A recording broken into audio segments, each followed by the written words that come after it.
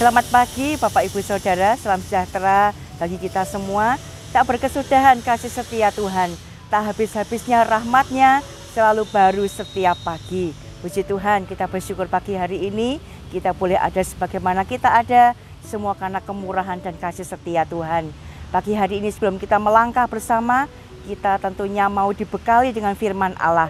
Karena firman Allah yang akan menyertai setiap langkah kehidupan kita. Mari kita sama-sama membaca di dalam Mazmur 89 ayatnya yang ke-19. Sebab perisai kita kepunyaan Tuhan dan Raja kita kepunyaan yang kudus Israel. Saya mengulang, sebab perisai kita kepunyaan Tuhan dan Raja kita kepunyaan yang kudus Israel. Saya memberikan tema pada pagi hari ini, Tuhan adalah perisai. Di dalam firman Allah yang hidup dikatakan bahwa ya, perlindungan kami berasal dari Tuhan sendiri. Jadi yang menjadi perlindungan kita itu bukan teman kita, bukan orang tua kita, bukan suami kita, tetapi yang menjadi perlindungan itu adalah Tuhan Yesus. Nah, kita di sini menghadapi musuh. Musuh kita bukan orang tua kita, musuh kita bukan saudara kita atau tetangga kita, tetapi yang menjadi musuh kita adalah penguasa-penguasa di udara. Tentunya iblis dengan berbagai segala cara, ya, dia merasuki kehidupan kita supaya kita jatuh, supaya kita tidak menjadikan Tuhan sebagai tempat perlindungan kita. Di dalam Efesus pasal yang ke-6 ayat yang ke-12, karena perjuangan kita bukanlah melawan darah dan daging, tetapi melawan pemerintah-pemerintah, melawan penguasa-penguasa, melawan penghulu-penghulu dunia yang gelap ini, melawan roh-roh jahat di udara.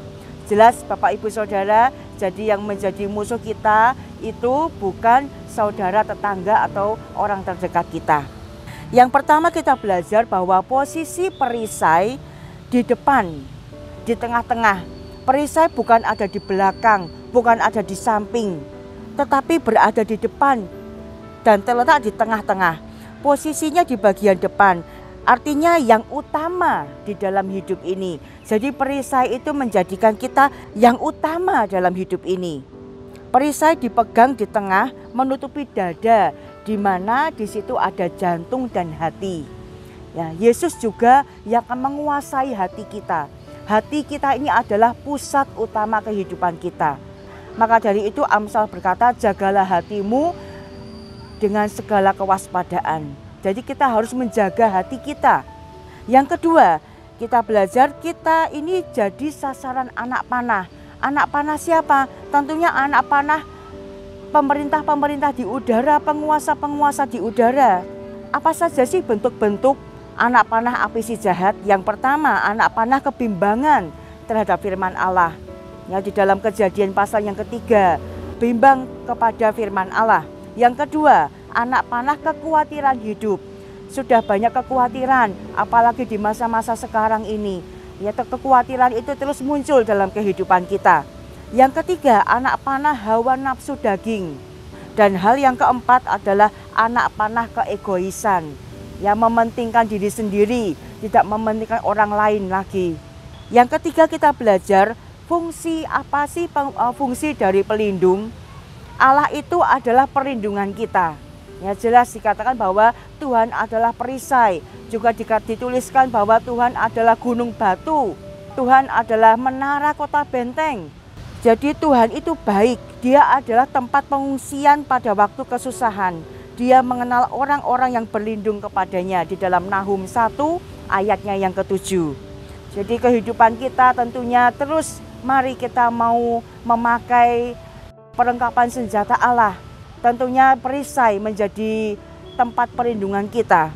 Di dalam Mazmur pasal yang ke-18 di sini dikatakan bahwa diceritakan bagaimana Daud menjadikan Tuhan sebagai bukit batu, sebagai kubu pertahanan, sebagai penyelamat, sebagai perisai dan kota benteng dari cengkeraman semua musuhnya, bahkan dari Saul. Bapak Ibu Saudara bisa membaca nanti di dalam Mazmur pasal yang ke-18 ayat yang pertama sampai di ayat yang ke-50.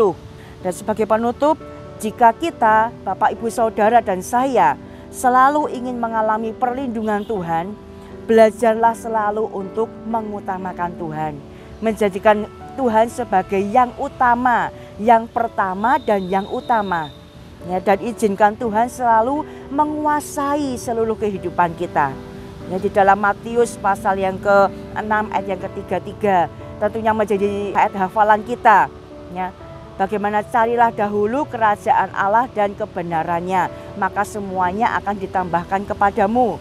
Di dalam firman Allah yang hidup dikatakan, dan Ia akan memberikannya kepada kalian jika kalian mengutamakan Dia dan hidup menurut kehendaknya. Jadikan Tuhan sebagai perisai perlindungan kita dan jadikan Dia sebagai yang utama dan yang pertama di dalam kehidupan kita. Puji Tuhan, firman Tuhan tidak saya panjangkan. Mari sama-sama kita datang kepada Tuhan, kita berdoa. Bapa di surga, Bapa yang kami sembah di dalam nama Yesus, kami bersyukur buat pagi hari ini. Terima kasih buat kasih setia Tuhan yang tidak pernah habis-habisnya, yang Tuhan terus limpahkan dalam kehidupan kami. Bapak, terima kasih buat firman Allah yang sudah kami dengar pada pagi hari ini. Kami mau terus menjadikan Engkau sebagai perisai kami, menjadi gunung batu kami, menjadi kubu pertahanan kami, dan menjadikan Engkau sebagai segala-galanya di dalam kehidupan kami. Dan kami juga mau belajar Tuhan untuk terus mengutamakan Engkau, menjadikan Engkau yang utama dalam kehidupan kami. Kami percaya di saat kami mengutamakan Tuhan, maka Tuhan pun juga akan mengutamakan kami. Terima kasih Bapa di surga, segala puji, hormat, syukur kami kembalikan kepada Tuhan. Sepanjang hari ini menyerahkan kehidupan kami ke dalam tangan Tuhan. Apa yang kami perbuat, apa yang kami kerjakan dan kami lakukan, Tuhan buat berhasil dalam kehidupan kami. Kami berdoa buat bangsa Indonesia kami Tuhan, berkati pemerintahan Pak Jokowi dan setiap jajaran yang ada di dalam mereka melaksanakan tanggung jawab mereka. Ya Tuhan, menolong mereka, menyertai mereka dan juga memberkati mereka dengan kesehatan dan kekuatan. Juga seluruh jemaat GPDI COTW Temanggung, mereka semakin kuat di dalam Tuhan.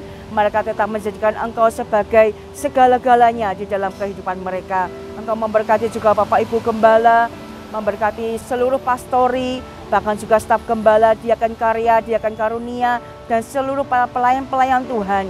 Kami mau melayani Tuhan dengan sepenuh hati kami. Terima kasih Tuhan, segala pujian syukur kami kembalikan kepada Tuhan.